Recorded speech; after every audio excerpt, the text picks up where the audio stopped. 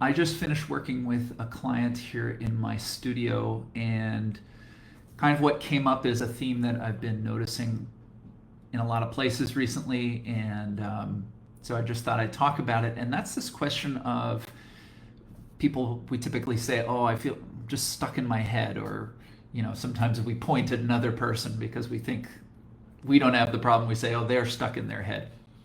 But what does this really mean? And what does it mean if you're not stuck in your head?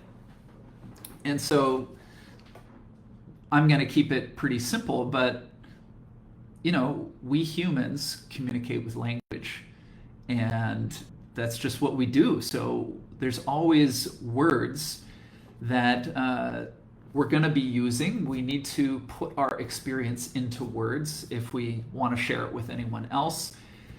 And we're typically doing that all day long, just on our own, right? So even though no one else might be here with me, it's like there's this running monologue going on.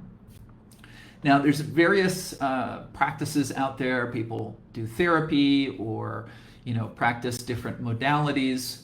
And I think there's a growing understanding out there that it's really important to feel. It's really important to get under the words and notice, what's going on in my body.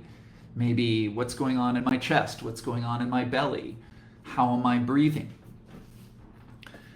But if you have tried this before, what you might recognize is that what we typically do is we say, what's happening in my chest? And we pause and we pay attention.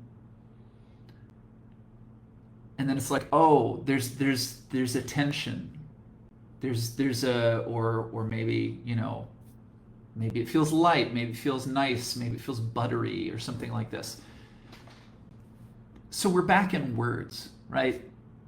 Tension might capture some aspect of what's happening in my chest, or that buttery feeling. I mean, is it exactly when I say buttery feeling and you create some imaginary version of what you think I'm feeling based on those words, are you likely to feel what I'm feeling and what I am naming with those words? And I think you probably know the answer is So, and we do this even on our own, so maybe I am meditating and I have an idea of dropping words and coming into the body and feeling something. And I can do that, and I can get to a place where there are a lot less thoughts, and I am more aware of those sensations and different kind of movement that maybe seems to be taking place inside of me, even without me deciding to move. There's some sort of momentum or some sort of thing that's just there, right? And what I'll often do also is I'll get really interested and I'll start zooming in on something, and maybe an image comes up, a memory, something. And then when I get really excited, I go, oh, it's that. And whatever that is, I start putting words on it. Now, this isn't necessarily bad, because when we put words on things, that's part of how we remember. That's why, on Facebook, we like to share quotes from people that inspire us, and we remember that inspiring phrase. But really, we remember a whole feeling that those inspiring words bring up in us, or maybe it's a particular orientation in life that these wise words help us to remember. But what we can also do is just get stuck on the words themselves, and we can sort of like, oh, I just have to remember those words. And we can fool ourselves by thinking that we've captured the thing in words, whereas what we've actually done, I'm not saying we should avoid this, but what we've actually done is we've just found the best words that we can to capture this much richer, deeper, subtler, perhaps more complex feeling that ultimately words cannot capture. I call that place, the place before we put the words, I call that wordless wisdom. When I was working with my client just now, we were tuning in different ways. And part of what wordless wisdom is it is movement. If you get in the body and you start attending to a particular place in your body or the body as a whole, what you will notice is that it is not static. It's not like looking at an object on a table. It's moving. It has life to it. And that life, that movement, it's kind of there already before I do something with it, before I put words on it.